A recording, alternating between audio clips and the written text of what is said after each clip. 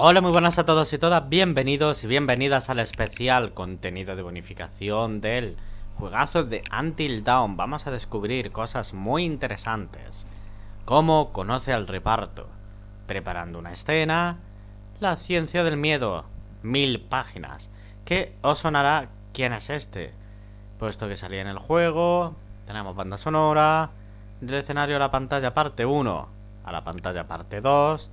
¿Pero qué diablos es eso?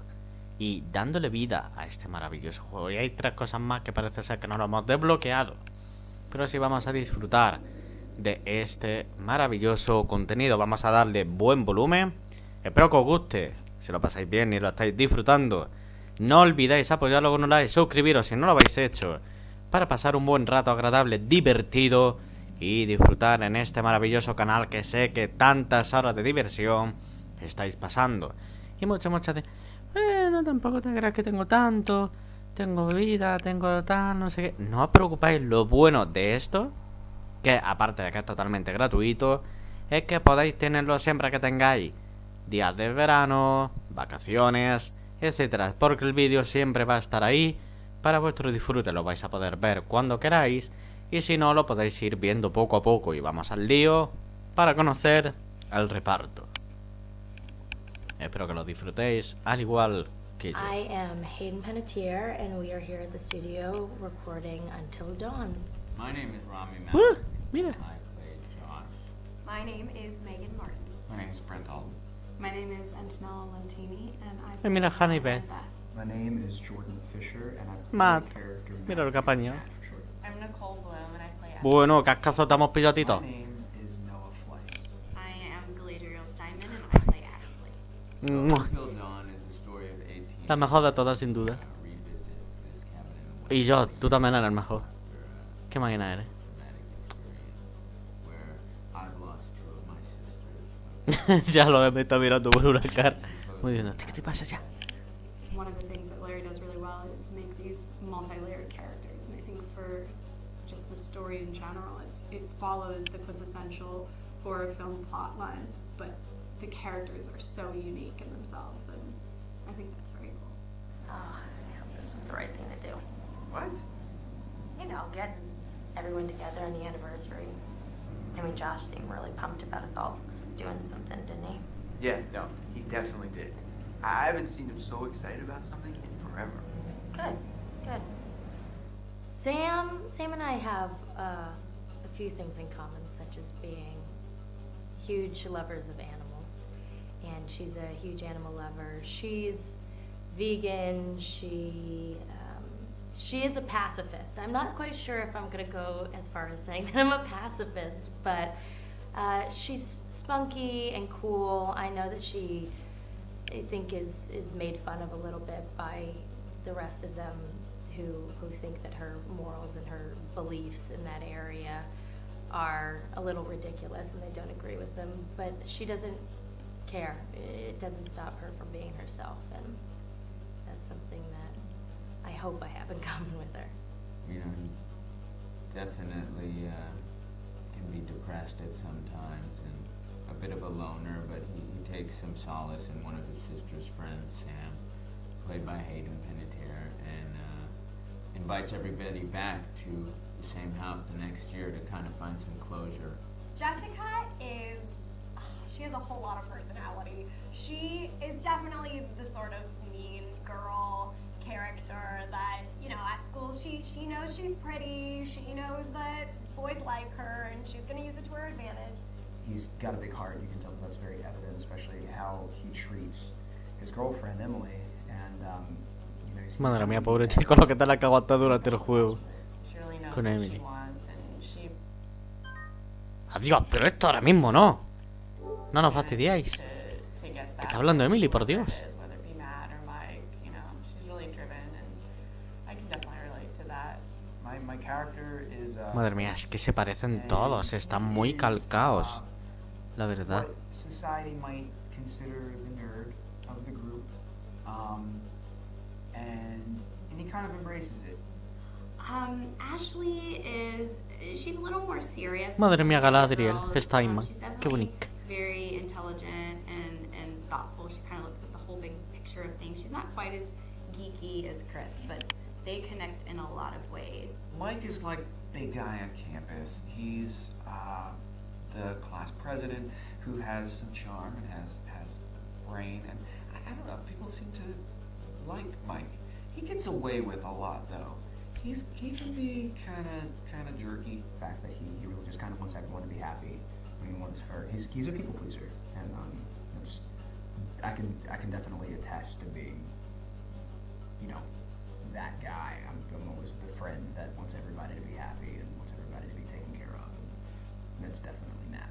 But also, like, this character is just so fun. I really. Sí, sí, divertidísimo. So it was really. Ay, bueno, mira, por lo menos lo reconoce, que es muy mala. Seriously, what's wrong with you? I'm just trying to lighten the mood, Em. Por lo menos reconoce que es muy dura y se pasa. You always get like this. Me cae mejor la Emily real que la de los juegos. And I just think it's going to take the world by storm. I really do.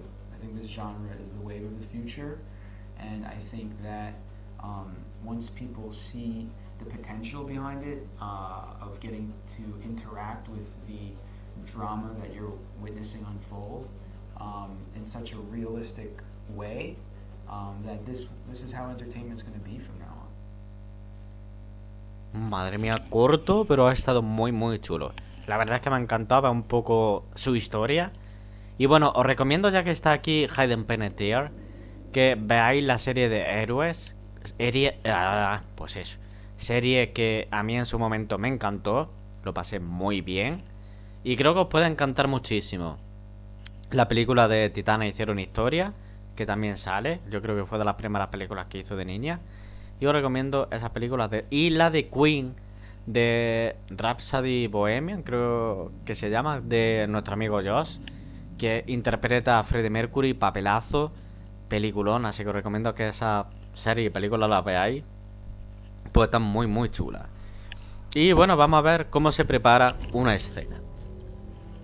Hi, this is Lee Robinson, production designer on Until Dawn. The production design for Until Dawn started with the great teen horror script that sets the characters in a Canadian winter mountain lodge, being a contemporary setting with visual clues derived from classic films of that genre, such as Hitchcock's Psycho and Stanley Kubrick's Shining. The storyboards are vital to the production design, as it allows the designer to understand the scale of the environments to be made and the detail that will be seen to create the atmosphere of a horror.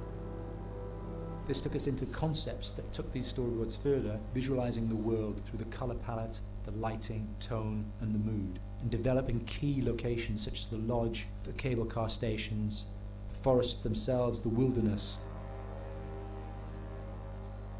As you can see, the environments and atmospheres change quite a bit from warm and inviting to cold and threatening. The Millionaire's Mountain Lodge was a key example.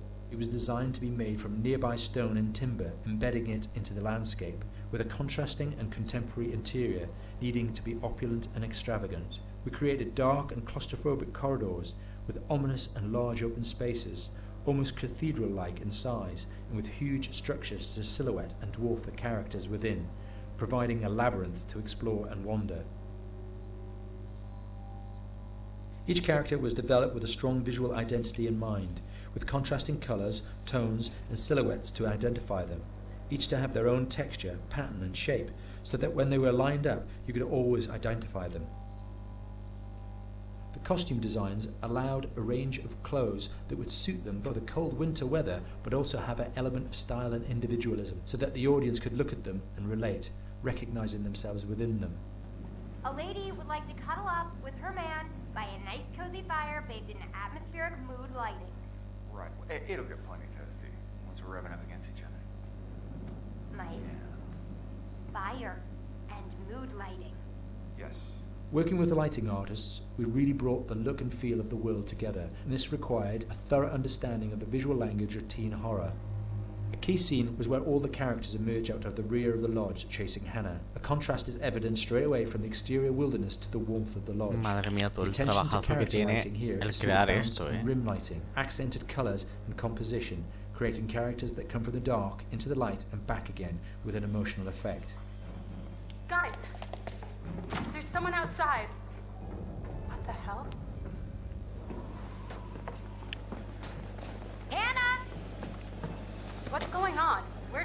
it going? It's fine. She just can't take a joke. It was just a prank, Han. Ay, madre mía, por Dios, qué corto. Se me hace esto muy corto, macho. Vale, la ciencia del miedo. Venga, vamos a ver esto. A ver qué nos cuentan aquí. En la ciencia del miedo. Until Dawn is a game that's full of horror, and one of Ah, the va, things we esto decided cómo to do sufre. early on was to take a scientific approach to how scary it was. So we did experiments on people, and we measured their responses to the game. We've created a test area. It's as close to a home setup as we can get it. We've recruited ordinary people to play the game, and we've left them to play it on their own. You're turning the light on. Para que lo pases peor.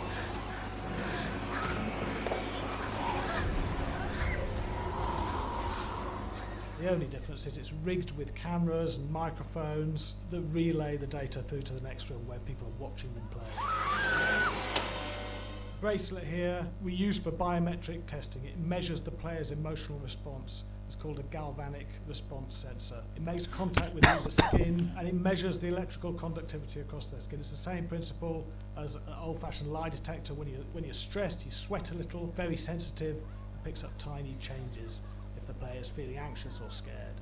That data is fed back to a testing team, comes through as a graph.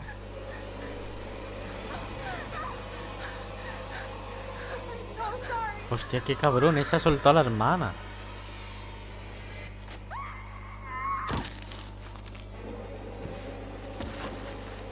Hijo de puta el que haya soltado a la hermana. O no tener hermano, o tu hermano te lo pasa por el bairo, vamos. When we have a scare that's consistently has a measurable emotional response, then we knew it was good. If it didn't have that, it goes back to the team for improvement. The data doesn't tell us what's wrong with the scare, it only tells us if it's working or not. Right. Okay, so you hear them too, right? Josh. Here we have a chapter relatively early in the game. Weirdly regular. Nothing regular about it. We have to create tension and anxiety in the player so they are ready to receive the scare. A ver, su te se vaya. Sí, se asusta.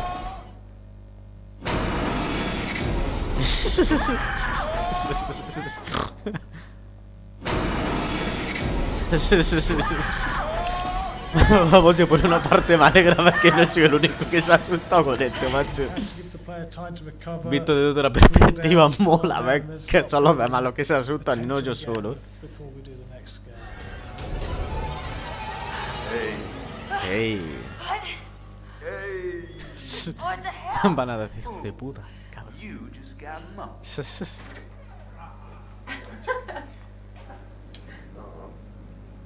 Yeah, it's such an adrenaline high when I get. There's two things we found. One is we could look at the scares, analyse if our expected scares are working effectively. Were people shrieking and covering their hands, or were they getting an emotional response from it? And being scientific about it means that we strip out people's opinions about whether things are working or not. We've got data, and we look at the data. If it's working, we're happy with it. Pretty scary.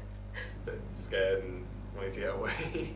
I actually maybe a bit scared to play on my own, but a room with the lights on, yeah, with some other people as well, yeah, maybe.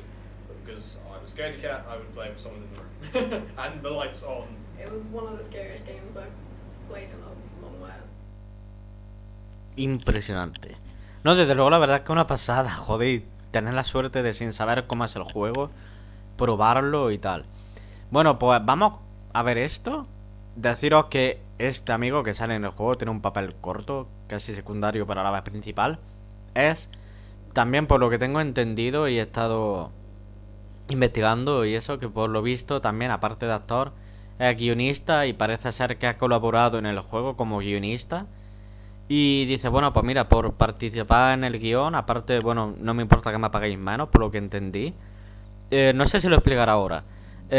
Vale, cobro tanto, pero quiero, digamos, tener un personaje en el juego. Salí un poco en eso, así que vamos a ver si nos lo cuenta. Y vamos a ver qué vemos aquí. Hey, Graham. A Susan Bates. Hi, my name is Graham Resnick. I'm a filmmaker, writer, director, sound designer, and I started working with Larry Fessenden about 10, 15 years ago through my friend Ty West, who I grew up with, and have done a lot of sound design with on his films. And he was producing Ty's films at the time, and Ty introduced me to Larry. Larry produced my first feature.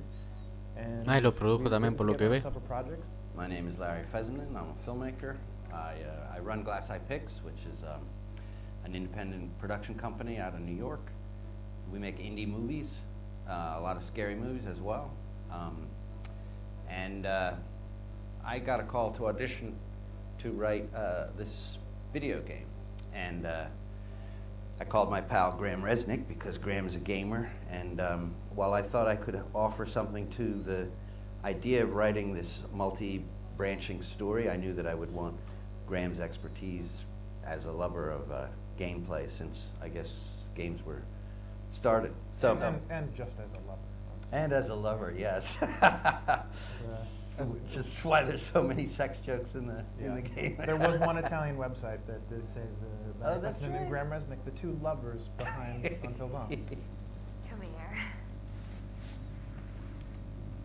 Maybe I know how to handle you too. I am definitely ready to be handled. So I wanted Graham by my side. Yeah, and we got the gig, and it's been an amazing ride. Oh, hell yeah. Oh my god. Hoy la mariposa. Take your shirt off. What? Oh my god. Matt, what are you doing here?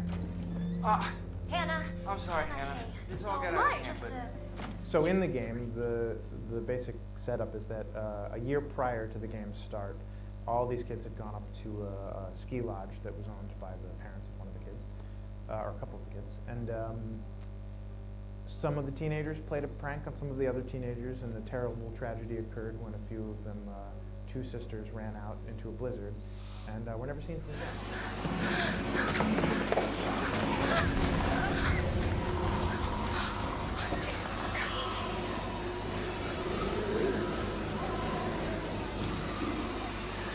So now, a year later, this is kind of torn apart, this group of friends. They've gone through some trials and tribulations in the past year. The brother of the two girls has had a lot of psychological issues, and to kind of help him cope and help them all get over it, they all returned to the lodge a year later, back up on the mountain.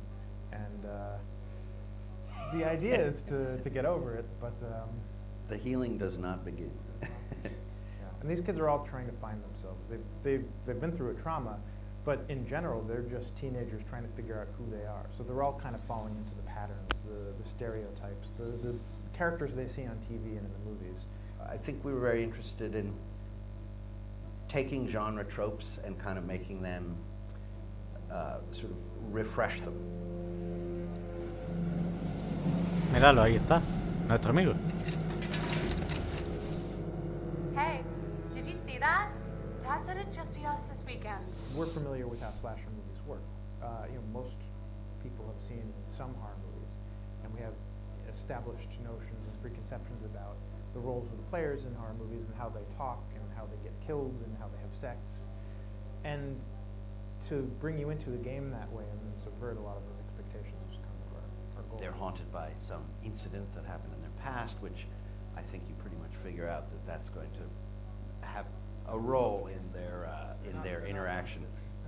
Yeah, so I think what was fun was we take some sort of stock characters and we try to give them some shape, but at least at the beginning they're recognizable in the way of groups of friends. There's the jock and the bitchy girl and the rivalries between everyone. And oh my gosh, and really fun characters too. We just had so much fun living in the minds of these characters through writing the script. What do you think? Jesus! It was fun. I think we were looking to get that kind of banter that you see both in movies, but also that you absolutely have with friends, and sort of those inside jokes. And of course, as writers and as friends ourselves, we sort of developed little tracks, and we try to give the characters that kind of vibe. Vaya por Dios, madre mía. Si es que te deja la miel en el de este, tío, con cada vez cortas, pero está muy muy interesante ver todo el proceso desde el punto de vista creativo de los guionistas, etcétera y tal, y luego de los actores explicando su cosilla y tal. O sea que vamos a seguir viendo, porque desde luego yo no sé vosotros y vosotras, pero sin duda alguna esto se merece un like por ver este contenido tan interesante. Y vamos a ver cómo siguen las cosas y cómo siguen grabando las cositas, porque no tiene desperdicio.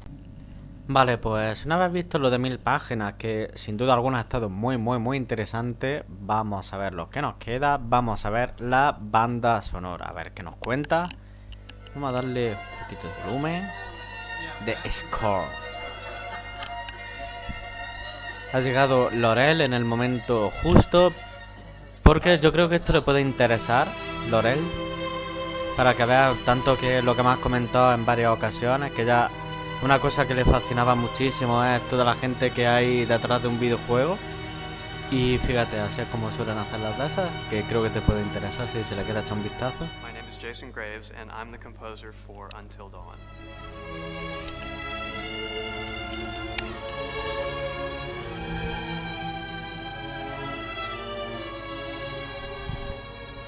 I've been involved with Until Dawn Madre mía, for un about a año year now. para Originally, componer la I was banda sonora del contacted juego, by flipa. Barney Pratt, the audio director. I think that had something to do with my lineage of horror games, and hopefully not the fact that my last name is Graves, although a lot of people seem to associate my name with scary music.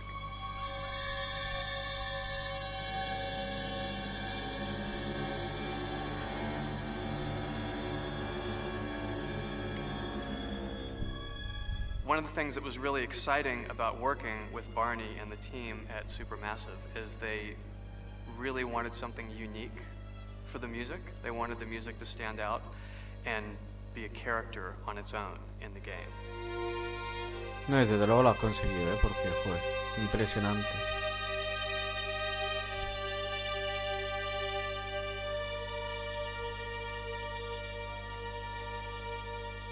When I'm first starting on a new score, and it doesn't matter if it's film, television, or games, I always end up going to the main theme.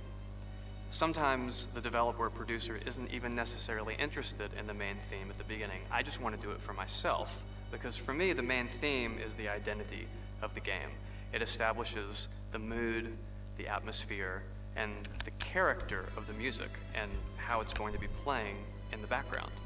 And that's what we did with Until Dawn.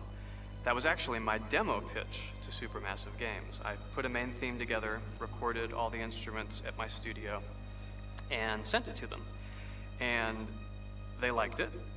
We actually ended up recording that exact theme, all the instruments and everything, live here at Ocean Way probably 9 months ago. And that's what we've been using in all the demos for the game, and that's the final version of the theme that is the main theme that you'll hear on the menus and in some key pieces of gameplay.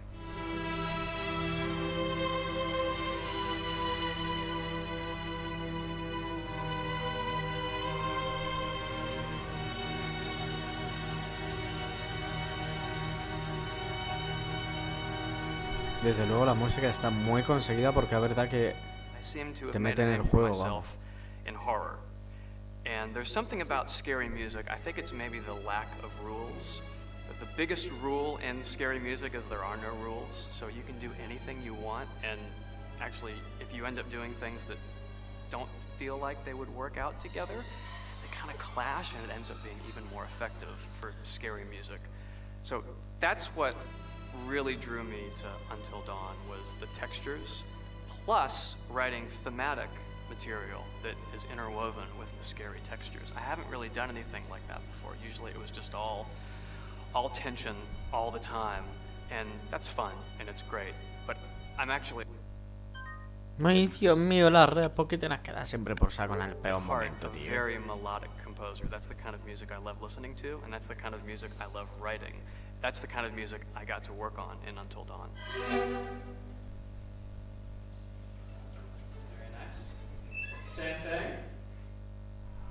Impresionante, la verdad. Yo, desde luego, desde mi punto de vista, yo que soy un negado para la música, cantar, componer y todo eso, sinceramente, joder, la verdad es que a todo este tipo de gente, que como el director que escribe, para saber lo que tiene, cómo tiene que ponerlo.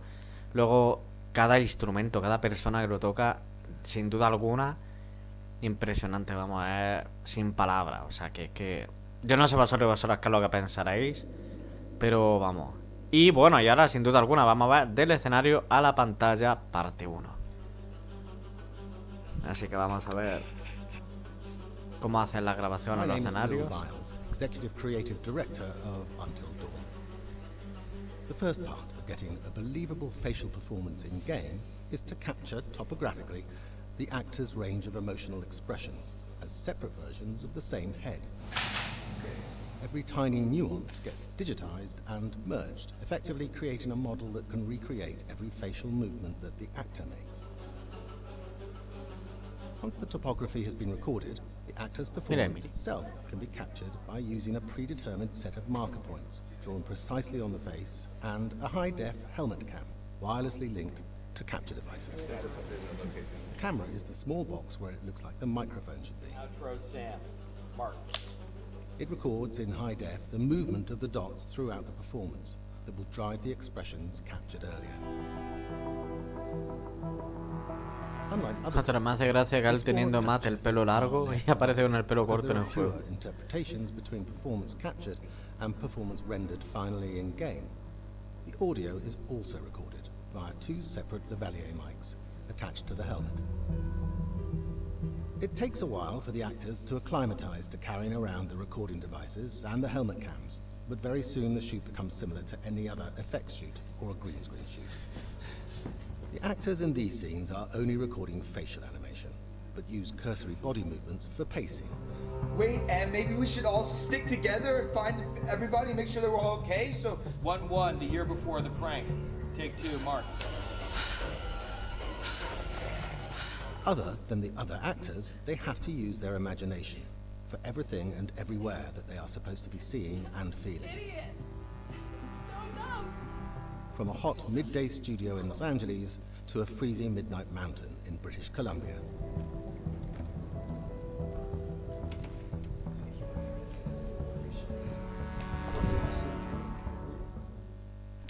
Ya está, macho, joder, si es que son muy cortos, tío, te dejan con ganas de más, macho. Y encima, a mí, no sé a vosotros, esto que me encanta y a una pasada.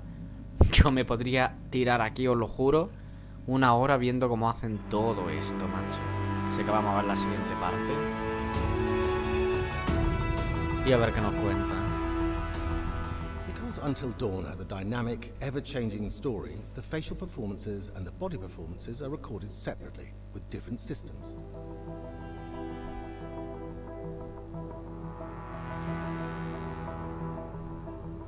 With the body capture, we use reflective bead suits and an infrared camera matrix system that drives the CG bone hierarchies in our character models.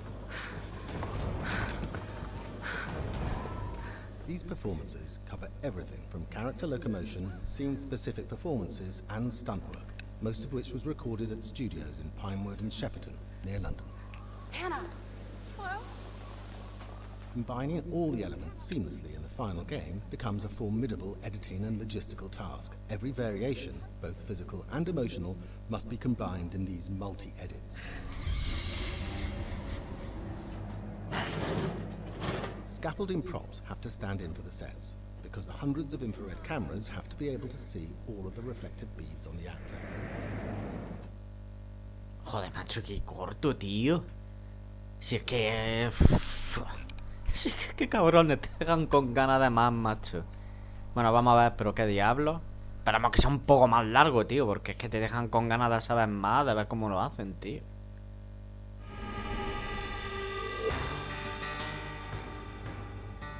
America's Northwoods border region. Within this land of 10,000 lakes and miles of dense timber, a hideous creature is believed to lurk. The Northwoods is probably one of the last frontiers in America. There's still a lot of places in this area that hasn't been set foot by man. Monsters and mysteries exist here because it is remote. Up in the Northwoods, winters are long. In times of biting cold and isolation, a devouring monster is believed to come forth. It's terrorized native people for generations. Growing up, I was told, like, don't go outside, the Wendigo will get you.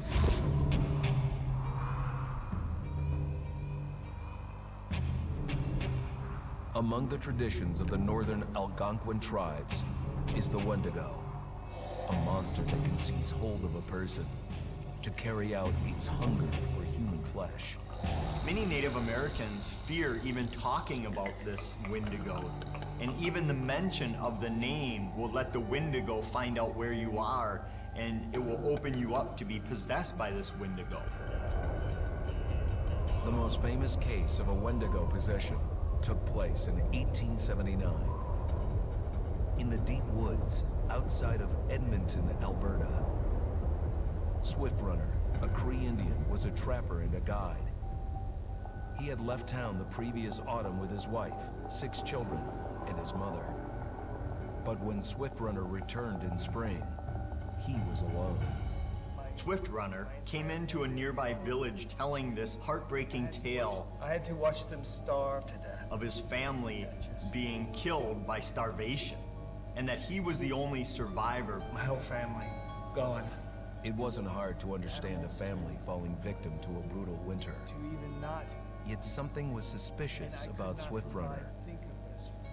He was a strapping man, and he came into town weighing over 200 pounds. It didn't look like somebody who had just weathered a terrible winter. He wasn't malnourished, didn't look like he was starving. He looked healthier than ever. After a few nights, it became clear that something was wrong. He started having night terrors, screaming in his sleep. I am the Wendigo! Villagers alerted the police. Swift Runner actually guided them back to his winter cabin. When they got there, that's when they saw the true horror. Madre mía. Eso se lo había comido, imagino. Human skulls were scattered around. Many bones, some of which had been snapped in half, and the marrow inside had been drained. They had never seen anything like it. Swift Runner had killed his entire family, shooting them, hitting them with an axe, strangling, and then eating most of their bodies.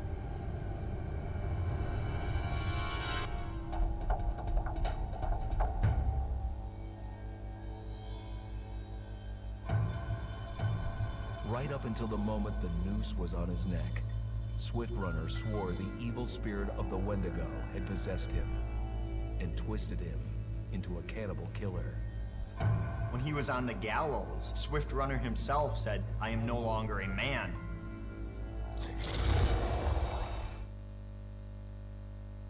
Y ya está, y nos hemos quedado a gusto, ¿verdad? Madre mía, justo cuando estaba interesante. Pero bueno, ya está, son así. Vale, pues vamos a ver qué nos cuentan en Dándole la Vida. A ver si no te deja con más sabor de que eres más. Go on, move. Let me say what I came to say. I'm here to tell you what you're up against being back on this mountain. You should never have returned. I don't know why you did after what happened last year. You mean with Hannah and Beth? Yeah, how could you know without being involved? I don't take kindly to you kids coming up here to my mountain. Your mountain. The mountain don't belong to me, it's true. But it don't belong to the Washingtons. This mountain belongs to the Wendigo. Hi, this is Lee Robinson, production designer at Supermassive Games. Understanding the ancient myths of the Wendigo was key for their development that helped the visual look. Through sketches and concepts, these elements were visualized, such as eyes being milky, almost dead, with loss of lips and eyelids due to frostbite, fangs growing and arms and legs getting longer, with skin hardening and thickening to look snarling and menacing, yet withered and lean. The hell was that? Another fucking piece of... Fingers and toenails extending like claws, allowing them to climb effortlessly. We made them look gaunt and weathered, and having ragged remains of clothes they wore. Blood-stained and rotten, with patches of hair still remaining, they retained strong skeletal limbs, which enable them to be agile and quick through the environment. Where are you? My name is Jamie Gallipo, animation director at Supermassive.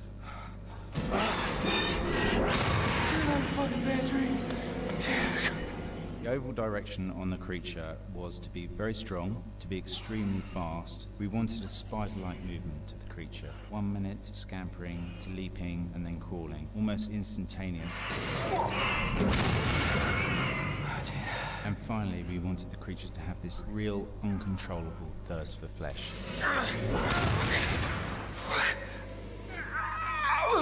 From a sound design perspective, the Wendigo is a real challenge. For the main vocalizations of the Wendigo, we use our own vocalizations, Ahí menos mal que a nosotros no nos hirieron ni nada, vamos. the farmyard, various plugins and processes to gel these sounds together and keep a human resonance behind that voice, telling the backstory of the Wendigo.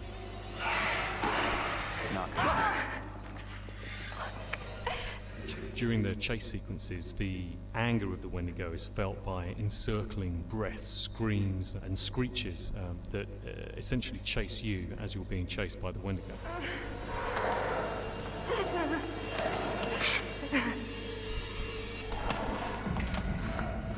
We would layer them up in a multitude of layers, sometimes 15, 20 sounds playing at the same time, to build up the vocalizations for this fearsome creature which is always in attack mode, hyperactive and chasing you throughout the game.